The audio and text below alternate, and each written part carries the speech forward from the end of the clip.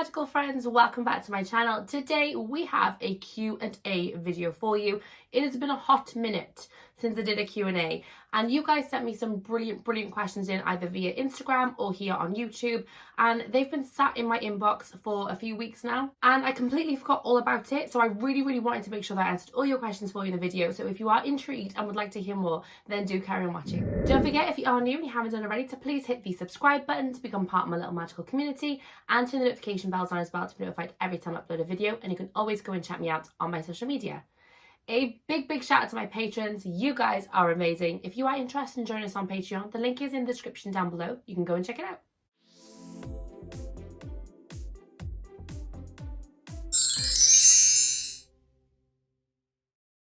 Okay, so elephant in the room. I have a croaky voice yet again. How many times is this now that I've lost my voice over the past few months?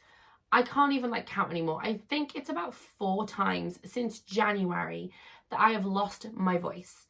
God knows what's going on with my vocal cords, but I'm very much in the point at the moment where I just kind of want to rip them out and get new ones, because these clearly are broken and I'm so fed up of losing my voice. It's super frustrating, but we continue on with the show. I have got my questions written out here on my little notepad, so I'm going to go through each one of them with you guys and answer them as best I can. So the first question was, when did you start collecting, and did you always want a YouTube channel to show off your collection? Right, so when did I start collecting? I think I started collecting bits and bobs when the first couple of movies started to come out. I got a few bits and bobs here and there for Christmases and birthdays and things that I picked up along the way. But I wouldn't say that I started my proper collection until about 3, maybe 4 years ago, where the Harry Potter bubble kind of reburst. I think everybody kind of went a bit nuts about 4 or 5 years ago, and merchandise just started to pour out of everywhere. So it was really easy to start collecting all over again. So I think that's probably when my collection really started to flourish, was probably about 3 to maybe 4 years ago. Did I always want a YouTube channel to show off my collection? Not necessarily. I think when I first started YouTube, I had the mindset of doing shoe tutorials. Back then I had my own little shoe customizing business. I was making shoes all the time for customers and I was having so much fun doing that, and I kind of wanted to have a way of introducing that and kind of showing off all the different designs I had, and maybe some behind the scenes stuff, some tutorials and things like that. So that's where my YouTube channel started. And it wasn't until I saw a couple of videos of the Geek Gear unboxings I thought, oh my god, they look like real fun. I'd love to have my own box and see if I can do that as well myself. And that's kind of where my Harry Potter part of my YouTube kind of started, and then ultimately took over my entire channel. After doing that first unboxing, I realised how much I still loved Harry Potter and how much fun it was to unbox that first box. And yeah, it's kind of just taken off from there, and I've just enjoyed every single minute of it. So that's kind of why it's flourished into the Harry Potter side of things rather than the shoe stuff, which has now been completely and utterly left in the dust. Okay, so next question is, do you watch any other Harry Potter YouTubers, and if so, who is your favourite? Now the answer to this question is yes. I watch quite a fair few actually of other Harry Potter YouTubers, some that do very similar content to me, some that do a little bit different content to me, just kind of depends. Some of my favourites will include Cherry Wallace. I think for me, Cherry Wallace is the gospel queen of Harry Potter YouTubers. I think she's absolutely amazing. She comes across so sweet and genuine on camera. I find her absolutely hilarious. And she was the one that first introduced me to unboxings and kind of Harry Potter things on YouTube. The very first video of hers that I watched was one that she made the Harry Potter house point counters, and I wanted to make those for my 30th birthday party that was coming up that month. And I just thought, oh my god, what a fun, unique thing to make and to have on my shelves as well. And yeah, I just continued to watch her videos from there onwards, and that's kind of when I decided to get my very first box and start unboxing things on my channel as well. So yeah, definitely Cherry Wallace is the top one for me. But other Harry Potter YouTubers that I watch include Potter Poppet, Leander Brooks, Magical Ali, the Gryffindor Bookworm, the Potter Collector, and there's gonna be a few more, but I can't quite remember them off the top of my head to reel them all off. I'm so sorry if I've missed anyone out that I speak to, because I do speak to quite a lot of different Harry Potter YouTubers as well. But yeah, I think those ones are the top ones that I watch. What do your friends and family think of your collection?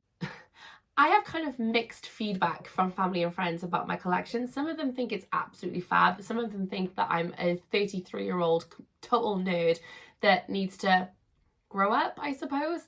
Completely disagree with that person.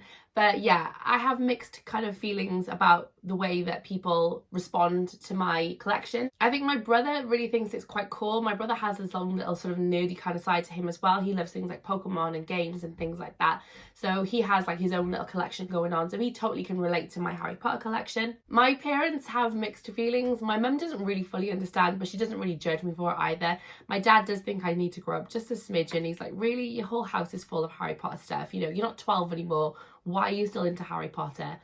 And I just shrug at him and just say, you don't get it. You're a muggle. It's cool. It's fine. I totally get it. But yeah, no. I mean, they're supportive, really speaking, I think, like, deep down. But yeah, I think a part of them is just a bit like, why are you still into Harry Potter at your age? But I will live and die Harry Potter. It's something that is, like, deep grained within me now. And that's never going to change no matter how old I am.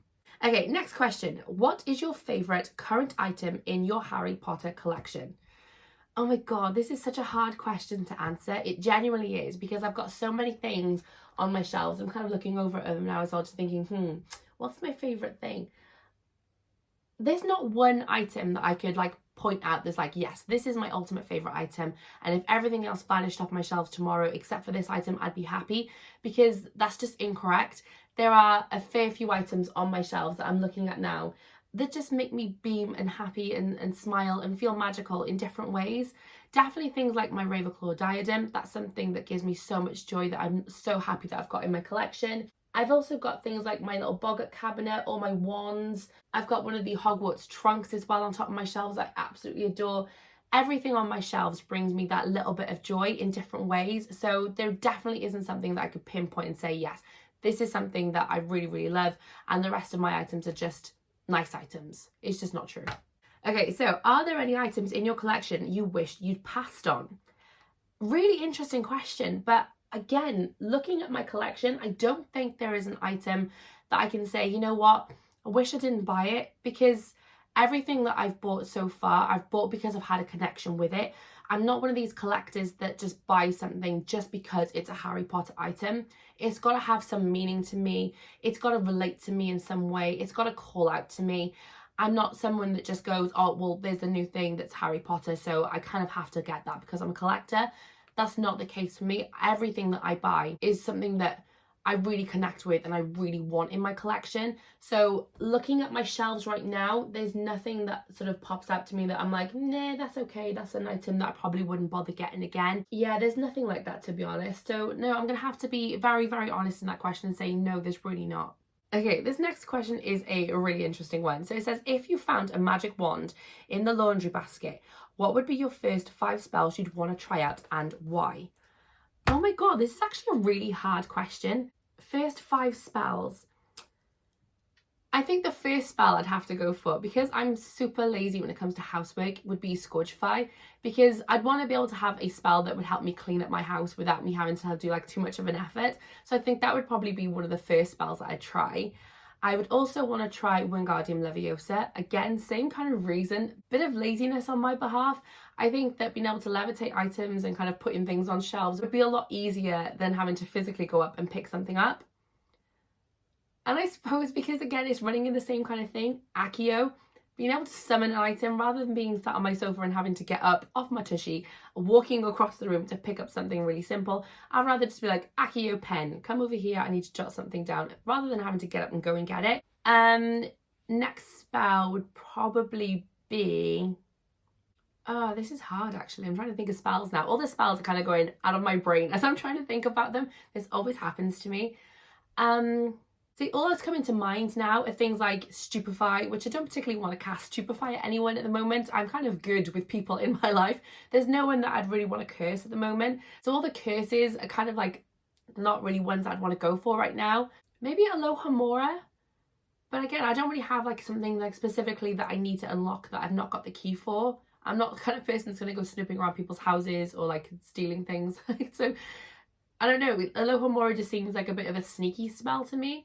So I don't know if I'd really need to use it, but it's an interesting spell. It's definitely something that I think would be handy to have. Oh, and you know what? Lumos, because I always need better lighting, always need a torch, and I never have one. So Lumos would definitely be a good spell to have. I think that was 5. I'm pretty sure that was 5. So yeah, those would be the first 5 spells I'd give a go. Okay, so next spell is, whose wands are your favourites? And this can include Harry Potter or Fantastic Beasts. Really, really good question. There are some really, really beautiful ones that I really, really enjoy. I think design-wise, one of my favourites is probably Queenie Goldstein's. The fact that she's got that really decorative shell on the end of hers, I think it's a really, really beautiful wand. But I do love some of the more simple ones as well. So like Hermione Granger's, for example, is quite a simple wand in its like entirety, but obviously it's got that really decorative like vine kind of detail going up it. So I think that's a really, really beautiful wand as well.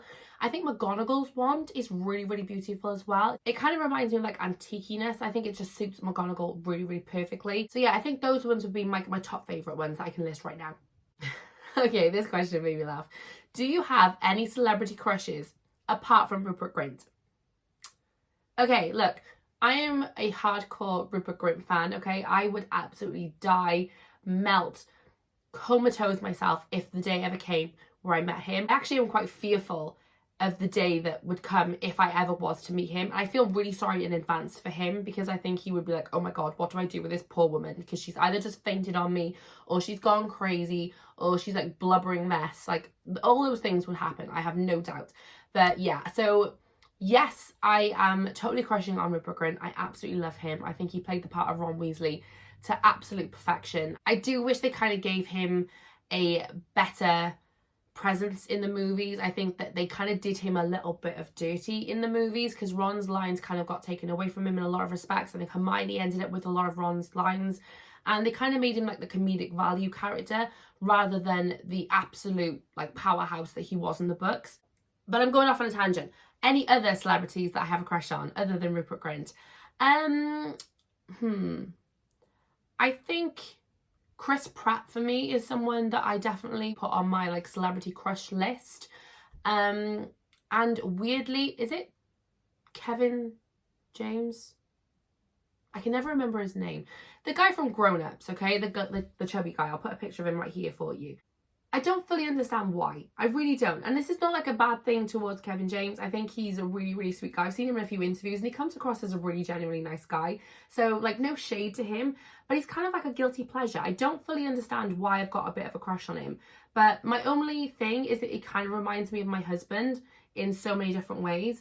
But yeah, I think I've got like a little bit of a weird crush on this guy here. Okay, which Harry Potter subscription box is the best?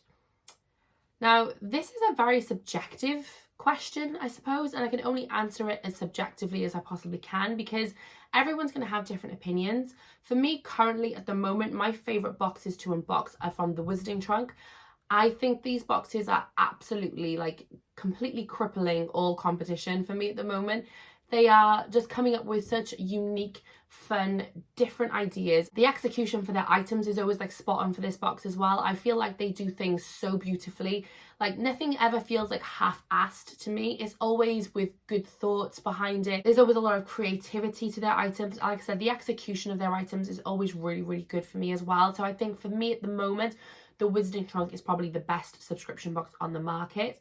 But I do really enjoy Cauldron Crate boxes as well. I have enjoyed Geek Gear boxes up until recently. I do feel like their boxes have gone a little bit down south at the moment, but they do still remain the absolute cheapest subscription box currently on the market.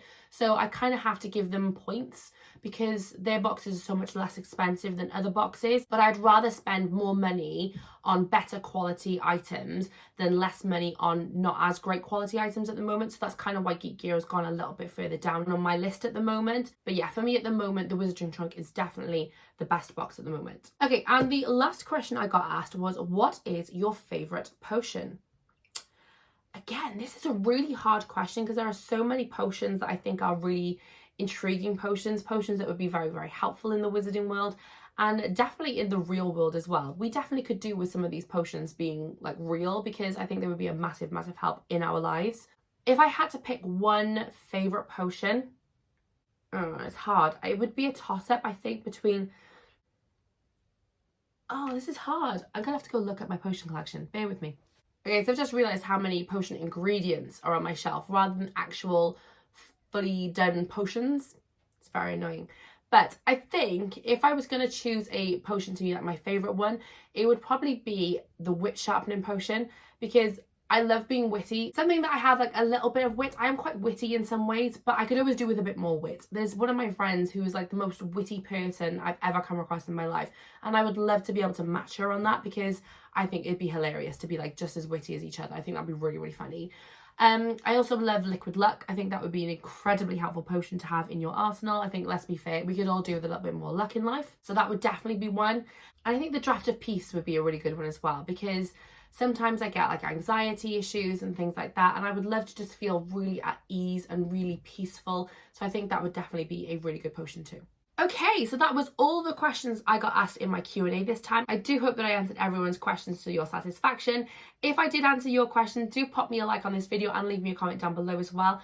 I really, really hope you enjoyed this video. If you did, please do give it a magical thumbs up for me so that I know. And don't forget as well, if you haven't done already, to please hit the subscribe button to become part of my little magical community, and turn the notification bells on as well to be notified every time I put a video. And I will see you guys very soon in the next one.